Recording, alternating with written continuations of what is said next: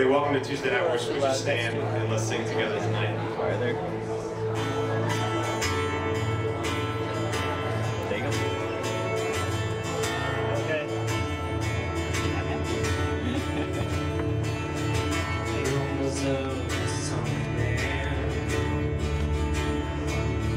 Stories of the same. Holiness in your hands. Treasure for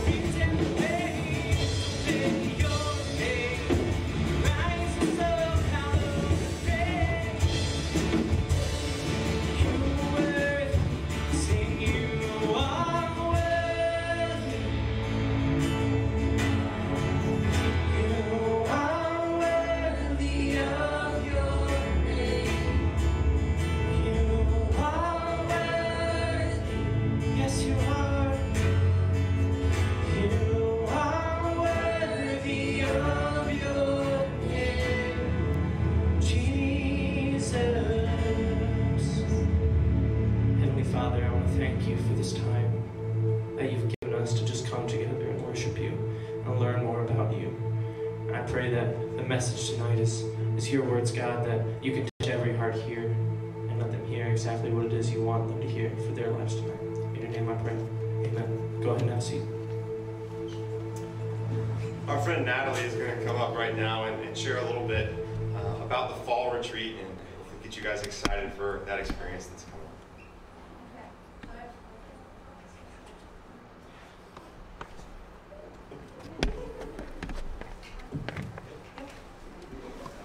So the fall retreat is October 19th through the 21st. We would leave Friday at 3 p.m. and we get back between 5 and 6 on Sunday. It's at Spring Hill Camp in Everett, Michigan. I'm not sure how far away that is from here, but you can look it up. Jess will send out a packing list.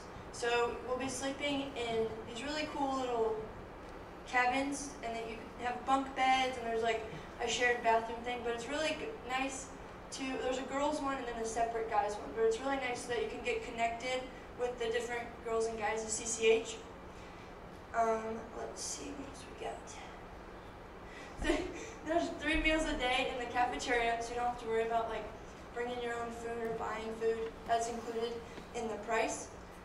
We do fun activities. There's zip lining, high ropes course. We usually do a big bonfire. Sadly, Austin Gurley won't be able to make it. Oh, and there's main sessions. So it's like TNW, but on like a 4 times the amount scale. And all those other people are coming from houses that we have, like Christian Campus House on their campuses. And we all get to meet one another and get to know each other. And there's also different like workshops that we get to go to. You get to choose which one you want. They're over all different kinds of topics. But it's really cool because it like deepens your learning into these specific areas. And that is all. So if you have any questions, you can get a hold of me, Jess, Travis, Jordan, or any of the seniors. Thank you. We would love for you guys to join us for the fall retreat. Just a couple weeks away now. It's an amazing opportunity to just get away from here, reconnect with God, connect with each other. I mean, it says connect on the screen. That's the theme for this year's retreat. It's going to be, hey, connect is part of the word connected, okay? It's like 3/4 of the word. So we'd love for you to join us for that. Yeah, we're going to check out some things that are coming up next week here.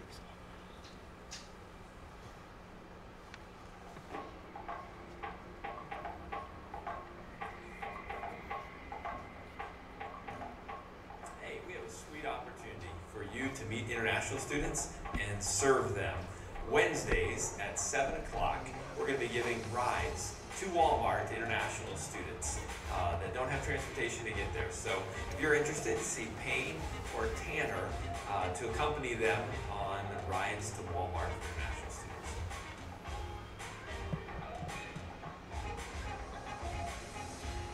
Hello everyone, so this Thursday is the Engineering and Business Career Fair. We were asked to have 5 volunteers help the employers come and get set up in the UC. And that will be 10:45 to 1. You don't have to be there the whole time though. And then also I wanted to remind you about the Home for Holly, which will be this Saturday. We'll be leaving the guy's house at 9:30. For everyone who has also already signed up, expect an email coming that will be talking about how we need to split into groups. But then if you would like to sign up, you can just talk to either me, Danielle, Katie, or Gilbert. So I hope to see you guys there, and I hope you come to the career fair to help out.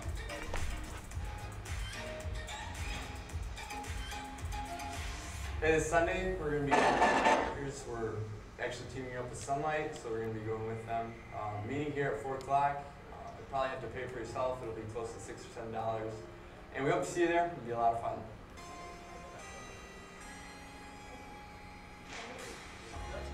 We would love for you to join us for a Campus Ministry Day this Sunday. We're headed down to St. Joe Church of Christ, where we'll get to share in their Sunday service together, as well as get to share about ministry and how it's impacting your lives during their Sunday school time. We'd love for you to join us and meet here at CCH at 8 o'clock on Sunday morning, and sign up on the tablet if you're interested in coming with us.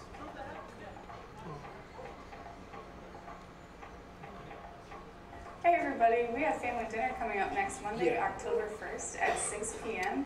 We're going to have a ham dinner provided for us by Columbia Church of Christ, so we hope to see you there and enjoy some yummy food.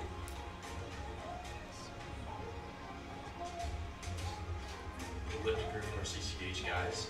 We're going to meet Tuesdays and Thursdays at 2 o'clock, 2 or 3 o'clock. If you can't come then, that's fine. We'll try another time. Come talk to me. So other than that, not really much. So thanks, guys.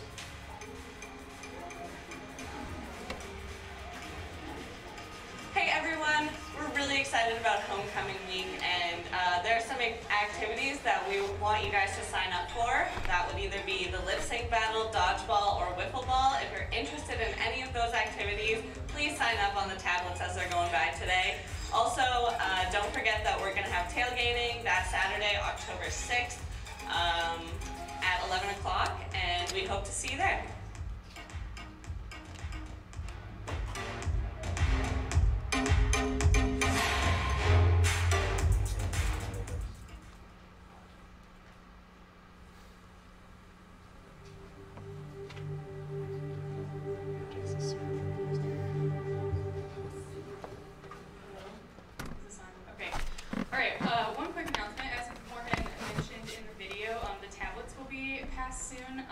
In addition to the tablets, we are passing some clipboards this evening. So on that, you can put your parents' address. If you've never given us your parents' address before, feel free to fill that in. We have a newsletter that we send out quarterly, and we like to send that to your parents so they can see what's going on here too, and kind of see what you guys are involved in. So yeah, as those pass by with the tablets, feel free to fill that out. So yeah, now I am so excited to introduce to you guys a couple of friends of mine, Sarah and Morgan.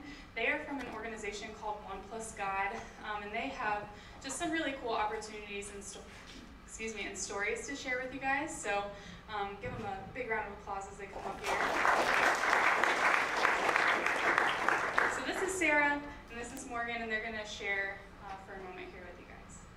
Hey, good evening. We're so excited to be here.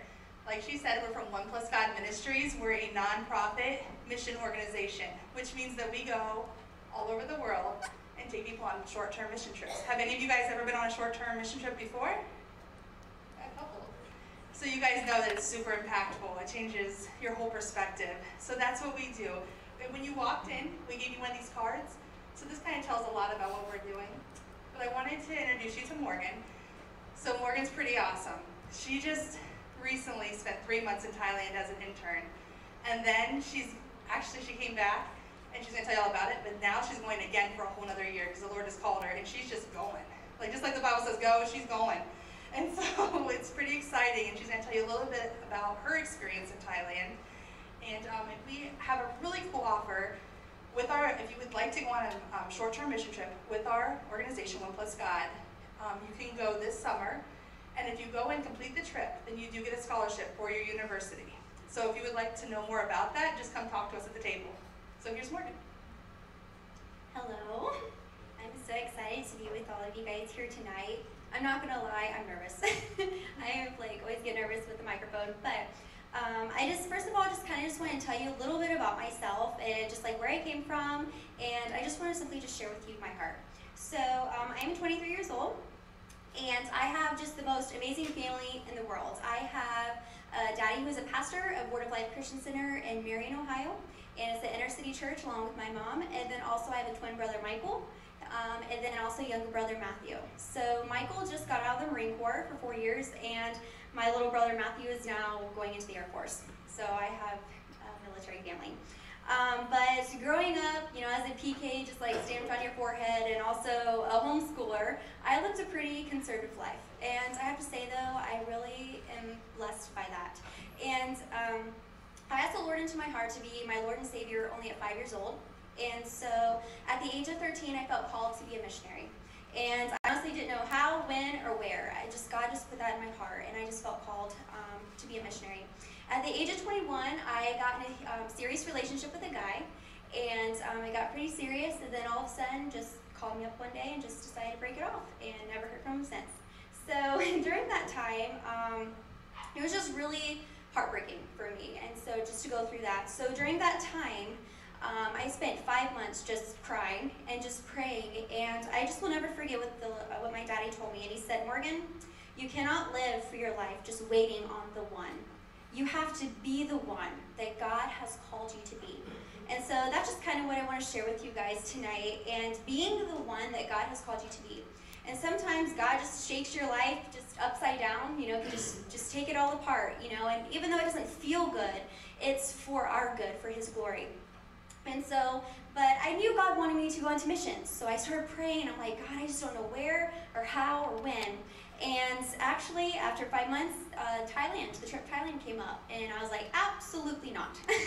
On the other side of the world, I was like, no way. And so, but the Lord didn't stop me. So let's just say, 4 months later, I was boarding the plane for Thailand. And so I love to share with you guys the story of that, but I just don't have time tonight. But with God, all things are possible. So when I got to Thailand, I honestly did not love it. I did not love it. It smelled. The language was absolutely crazy. Out of respect in saying hello, you do not shake their hand. You actually bow like this. And the women have to say Swati Ka, and the men have to say Swati Kra.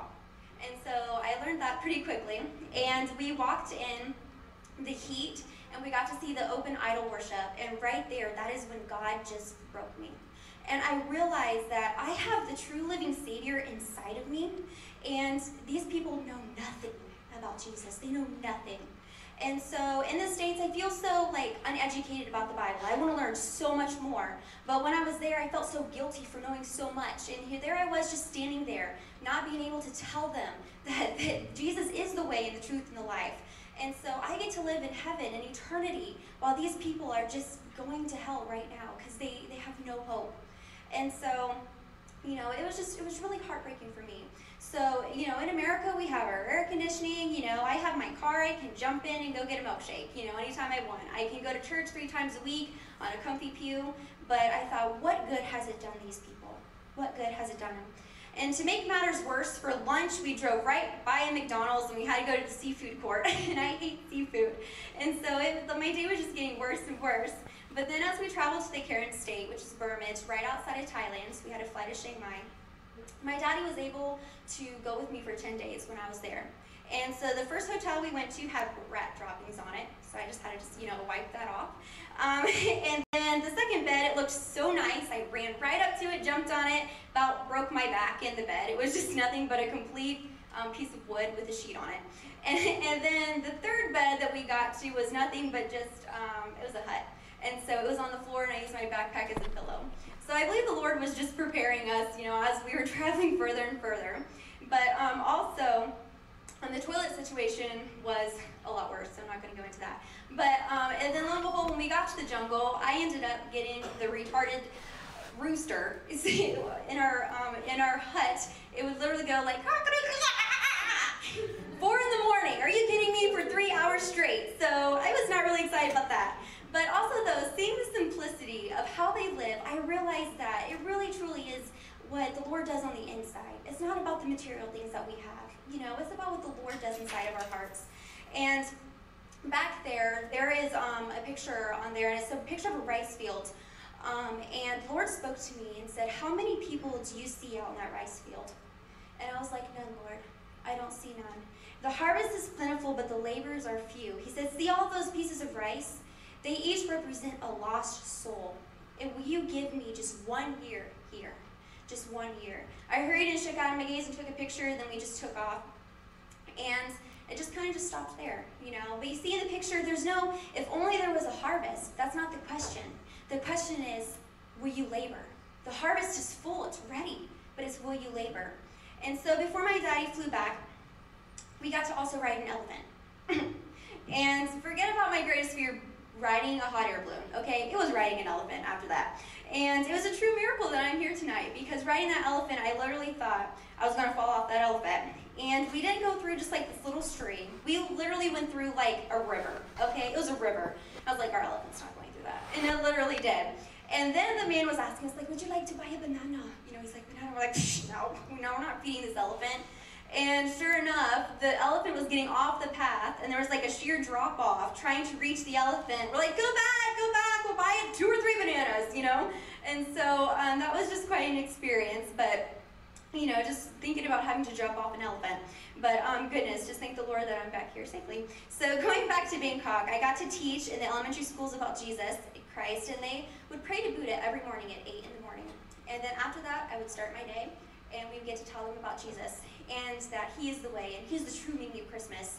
And there's just no greater joy than actually getting just to tell kids about Jesus Christ, and about them going around the schools singing, you know, about Jesus, and it was just an amazing experience. And then also I got to teach in the colleges of SBU and then RBAC, and so I loved getting time to spend with the college students, just making connections. It was just an amazing opportunity. They are just so loving and just wanting just to be your friend. They just want to be your friend.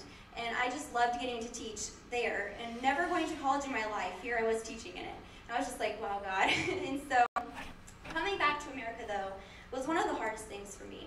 You know, already being in full-time ministry at our church, I was safe, you know, working in the Lord's business, but let me tell you, you aren't safe unless you are in the center of God's will. And it took another 8 long months of agonizing and fasting and praying. And I'm just here standing now before you to tell you that I will be going back to Thailand for a year by myself, where God has told me to go.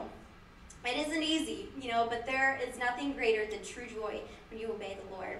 And so the true battle for me was surrendering to Him, just because, you know, being single, you're just thinking, you know, you just feel all alone going over there.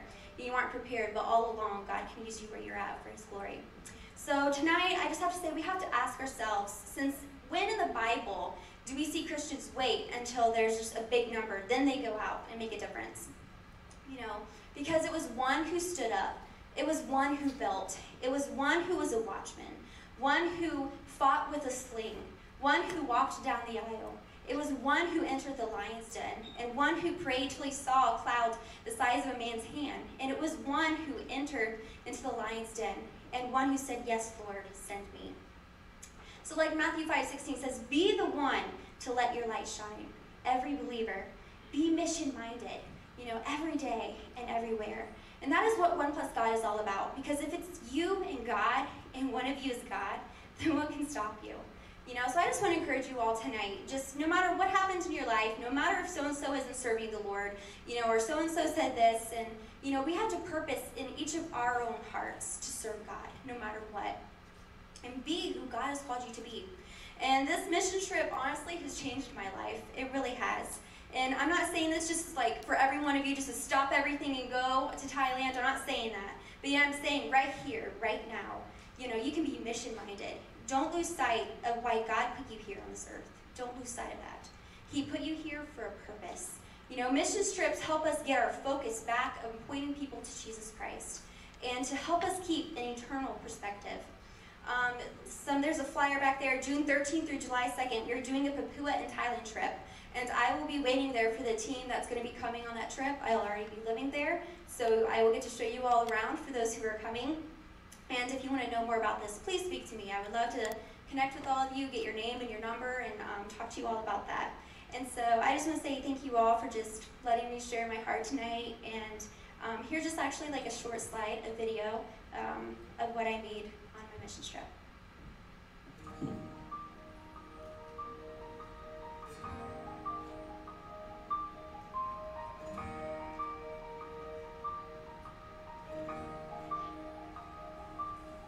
It's so easy to get caught behind stained glass walls, that we never hear the distant cry and miss the gospel call.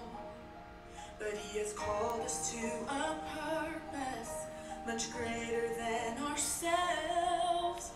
We must be His hands and feet and reach somebody else. How can we turn away? We just might be the only hope they will ever know, unless someone goes, unless someone cares, unless somebody sacrifices.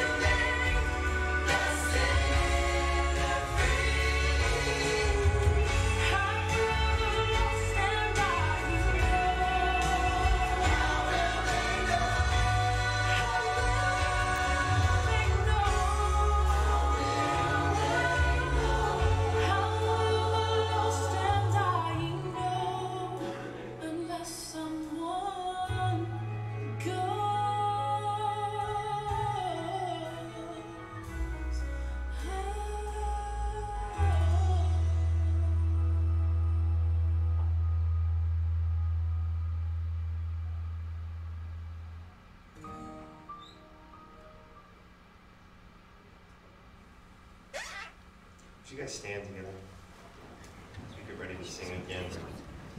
These next couple of songs that we're going to sing together really connect with what we're going to be talking about tonight. And as we talk about priorities and stress and a number of things, as I think about our priorities, it's elevating God above all else. And so these next couple of songs really speak into how God is so much greater than anything that we encounter, so much greater than anything that we might stress about. So as we sing these songs tonight,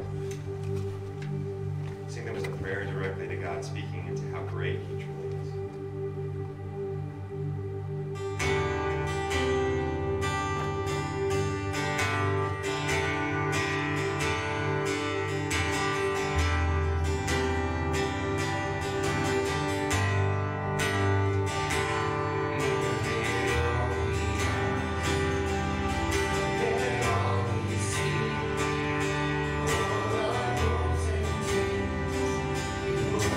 Imagine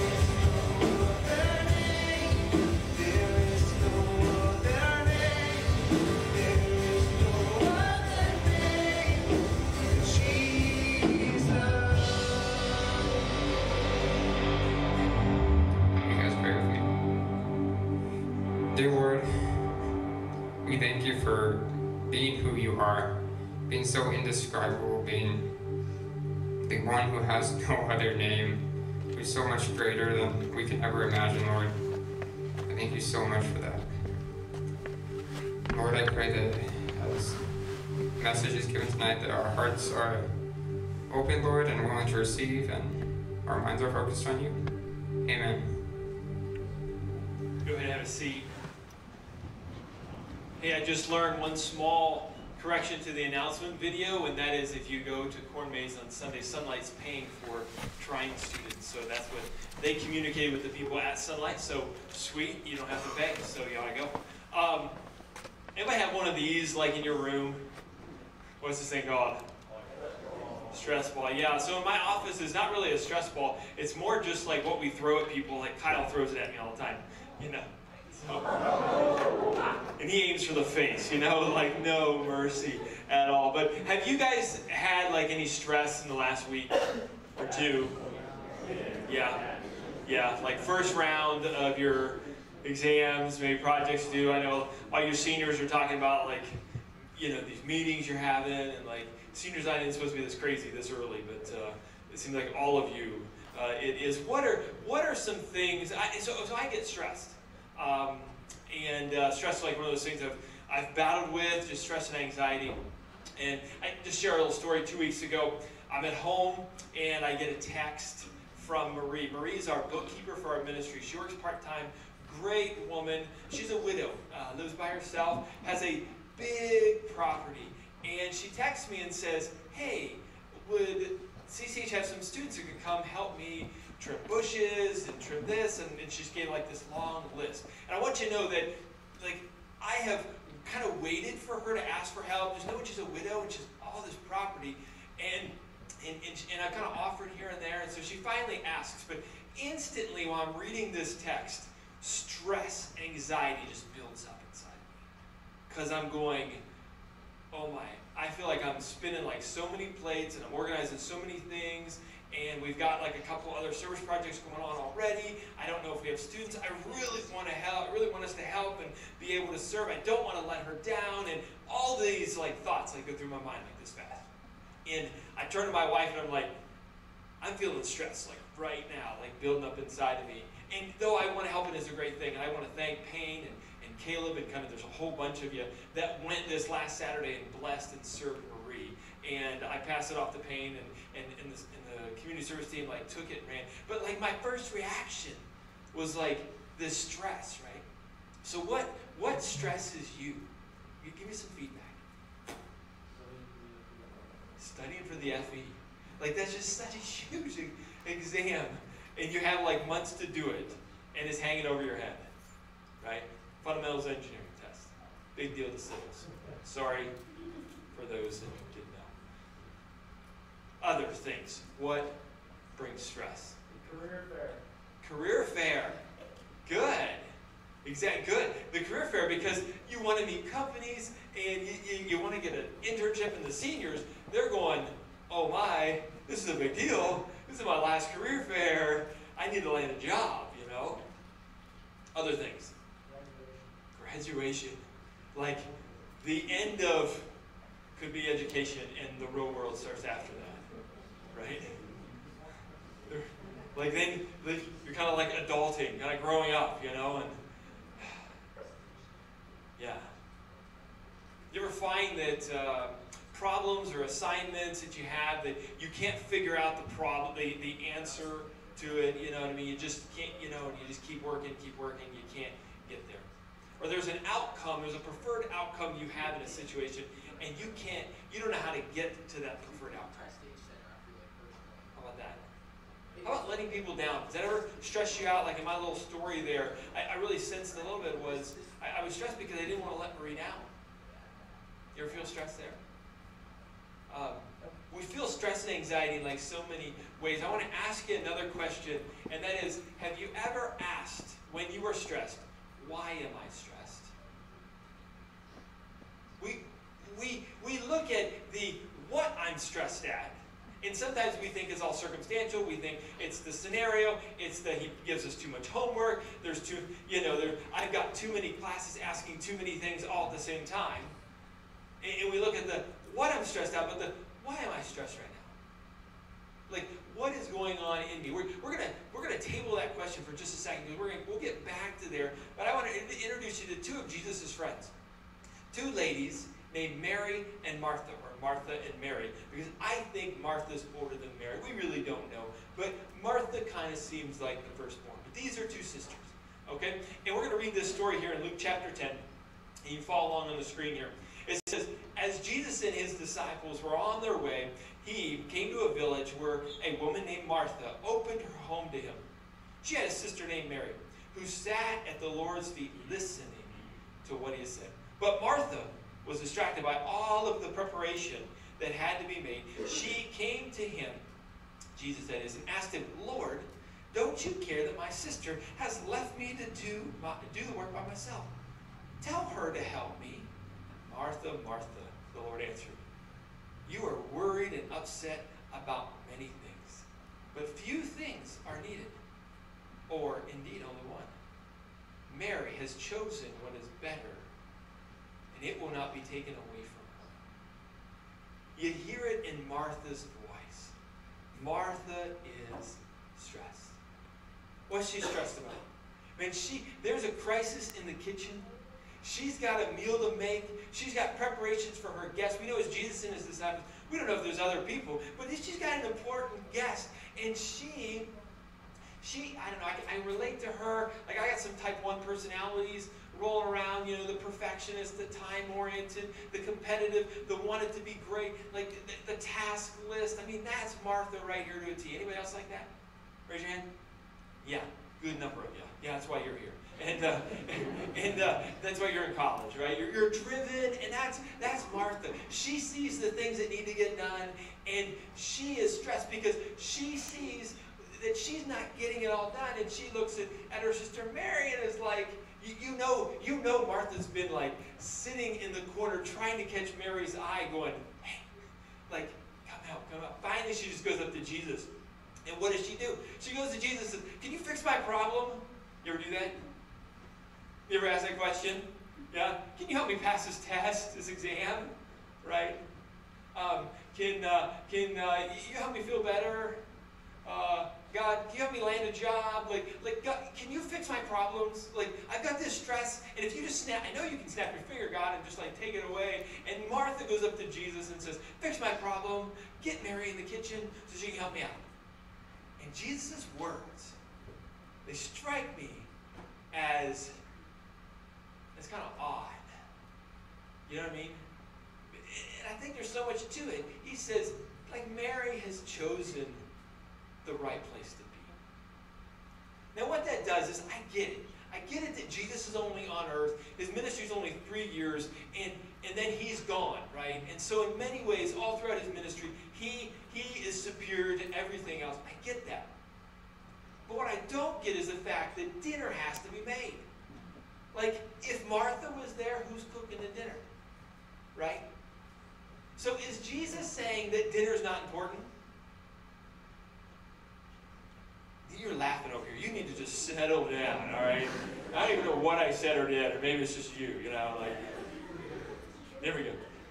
It's an inside joke or something. So is dinner not important, right? Is Jesus saying that dinner's not important, right? Is he saying that your exam that you're stressed about, or that you're studying, or your class you're putting a ton, your senior design isn't important, and that you ought to just pray instead? I mean, is that what he's saying? I mean, there's like this practical part of me that goes, obviously not, right? Obviously not. Obviously that those things are important too. But what is he saying to Martha? Like, what is he saying to Martha? Is he telling Martha? Because Martha was serving Jesus. Now, that's an act of worship, I'd say. Like, it wasn't bad what she was doing.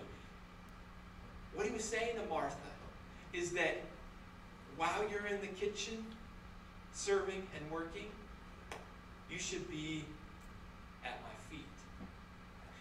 While you're working, you you should be resting at the feet of Jesus, is what he's saying. Now you think about your life. You think about your stress and your things that bog you down. And Jesus says to us that while you're doing those things that are needed, necessary, important, to be resting at Jesus' feet at the same time. Now, to understand that, I think we have to go back and ask the question, why am I stressed? If we go back now, we ask the question, why am I stressed? And I don't know about you, I made just a little list of some things that when I'm stressed, I'm analyzing like, wait a minute, what's going on and why am I stressed? And a couple thoughts that I had, that there's a preferred outcome and I don't know how to make it happen. Okay, like you're gonna go and you're gonna meet companies out there in the hallway on Thursday, and you're gonna want them to get a hold of you. You're gonna go and give them your resume, and then you're gonna sit and wait, and you're gonna wait and wait and wait. You're gonna say, when are they gonna call me? And there's an outcome that you want. You want a job with the company to call you. You want an interview, and you have no control over it, and that's stressful. Let's say you got a sweet date planned. And it's a Pokagon, and it's this Saturday, and you're looking at the weather every day, and it looks like it's going to rain, like 100% rain. You're like, come on, no, right? And you're stressed because you can't control, you can't change the outcome. You're not, you know what I mean? Or you don't have control of a situation. You were assigned a group to work with, and you've got slackers in your group, and you are stressed that they're not going to come through on their end of the deal, and it's going to affect your grade. And I see some people looking at each other. Like, I'm sorry, I didn't mean to get any enemies going here, or some glares or stares, but I just saw a bunch of them. So maybe you desire to please other people. And you're in a fraternity, you're in a sorority, you're in a student organization, you're on the athletic team, and you have school, and you have all of these demands pulling at you, and you know that there are certain ones that if you don't complete certain tasks, you're going to let other people down.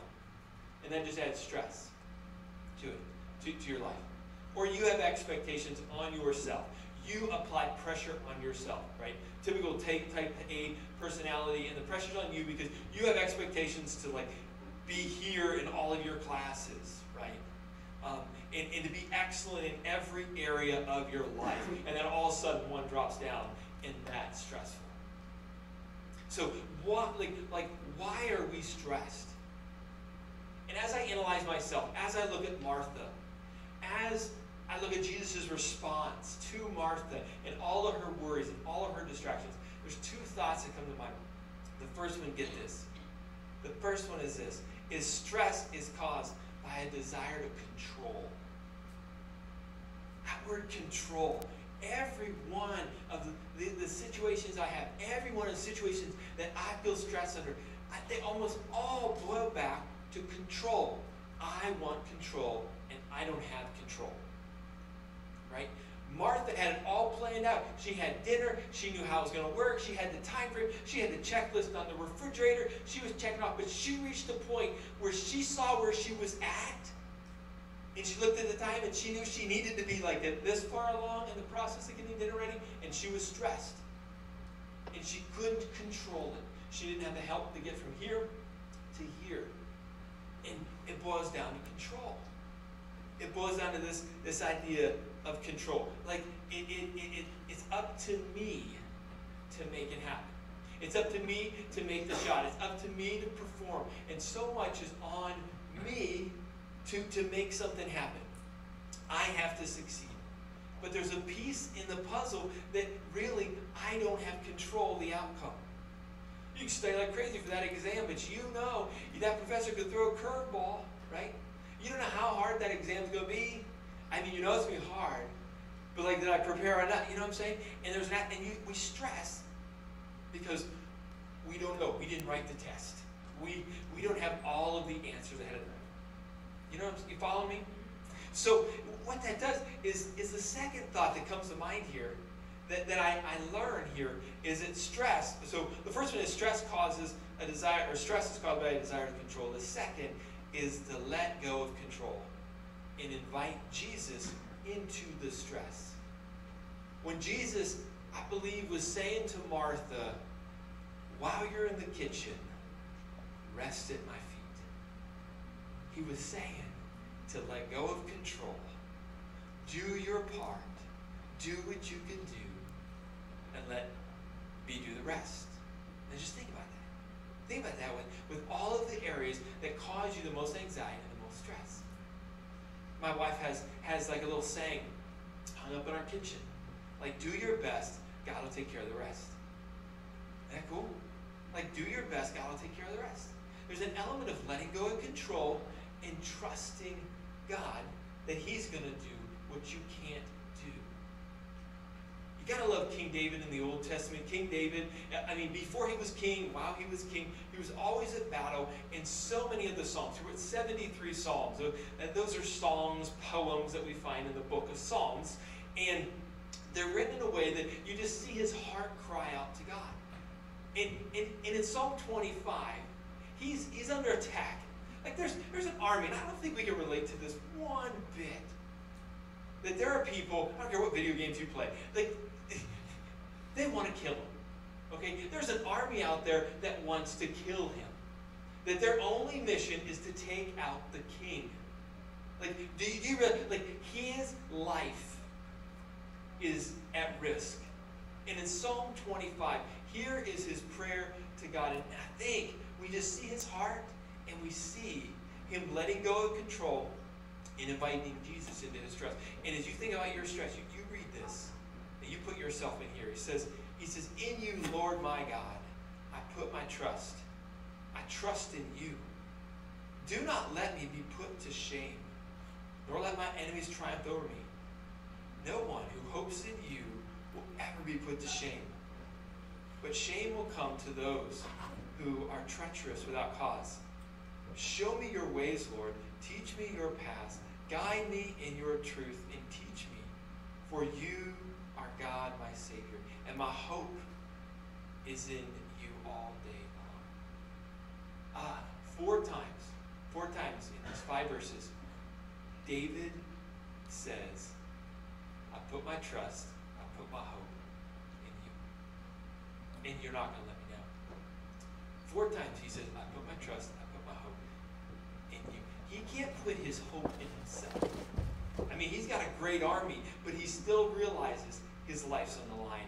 And there's only one that can protect him greater than anybody else from those that want to kill him.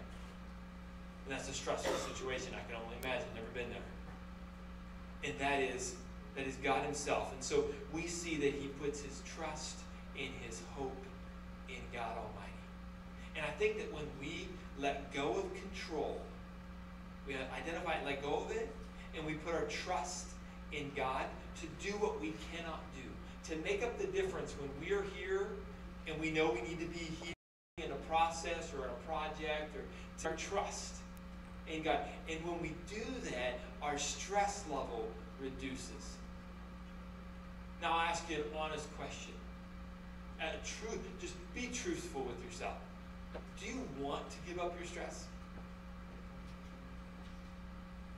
See, some of you actually don't.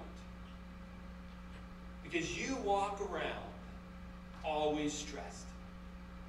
You see, you're busy, and you've got demands, and you've got a difficult degree program, and it's almost expected that if you're in this degree program, you're going to be stressed.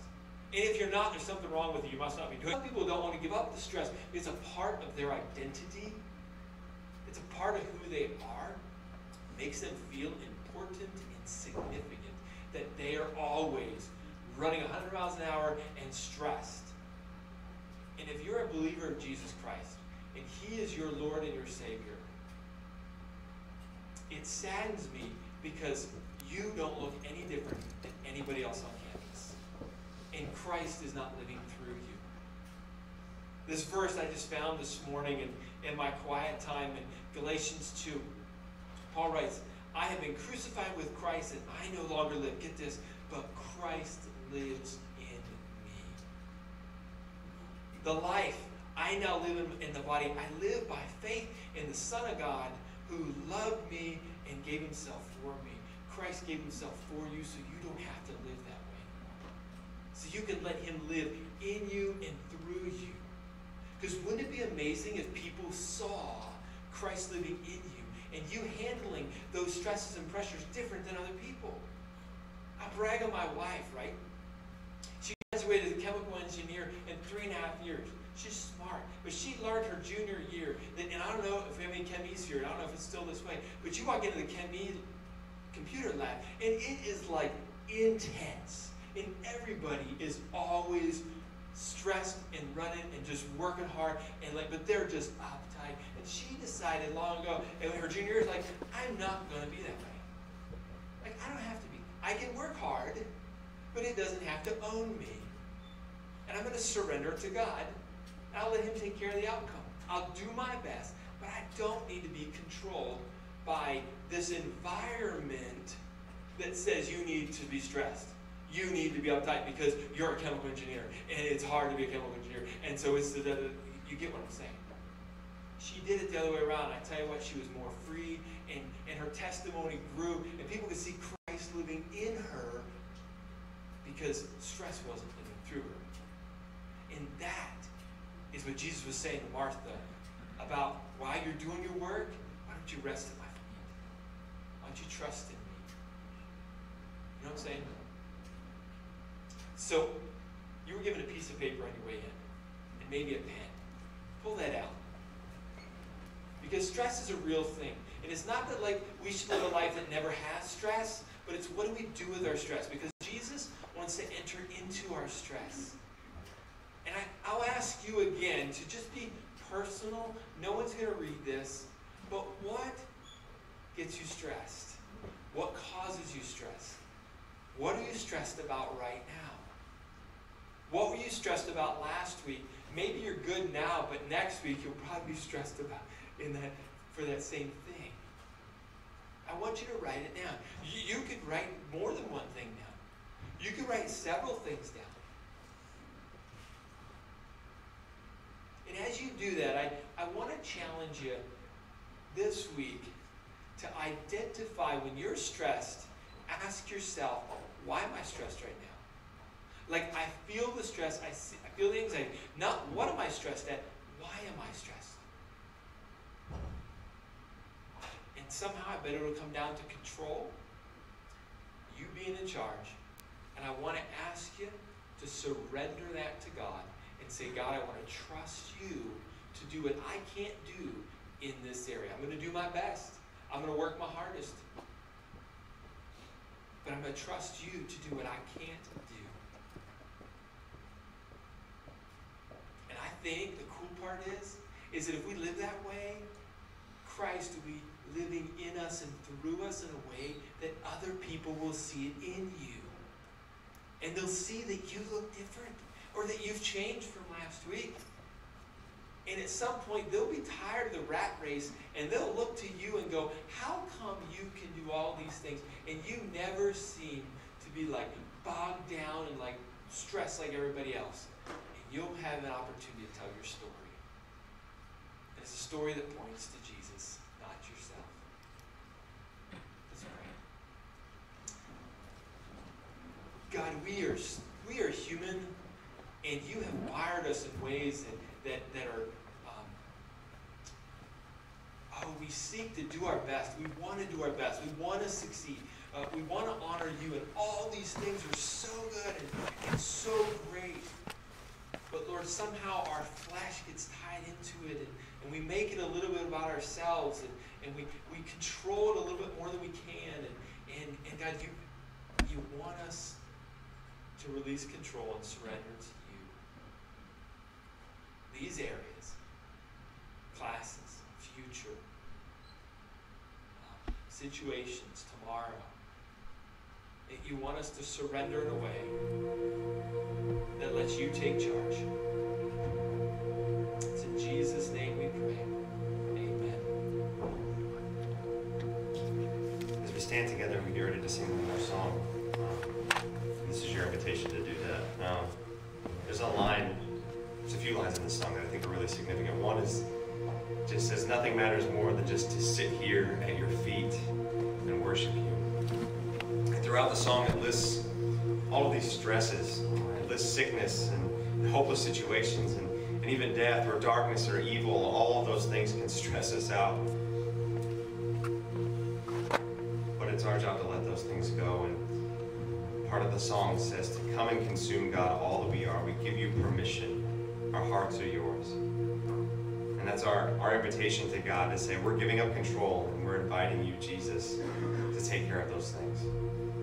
So let's sing this as our prayer together tonight.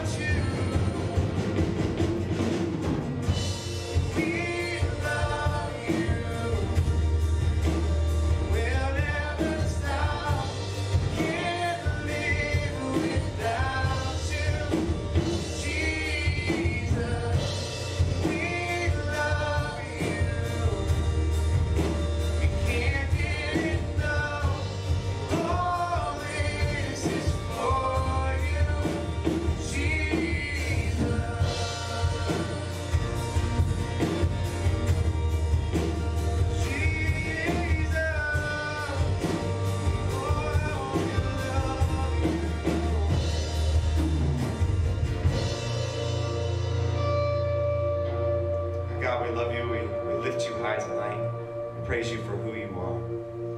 And we offer all of our stresses to you. In the name of Jesus. Amen. As we wrap up our night tonight, we want to do something that's slightly different, but before we do that, at the end of our night, if you want to talk to One Plus God, don't forget to talk to Sarah and Morgan tonight. Hang out with them. If you want to register for the fall retreat tonight, you can fill one of those forms out as well.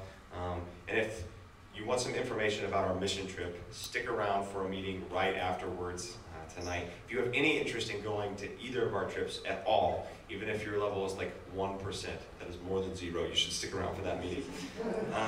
But tonight, we want to wrap up with a time of prayer real quick. So we want you to just find one other person, a partner right next to you. And you've written down something on a piece of paper that's stressing you out that you need to let go of. And so we want to invite you to pray over those things together. And then there's this tank right up here at the front. And we want you to, after you pray over those things, to crumple them up and to let those things go. So bring them up here to the front and drop them in that tank.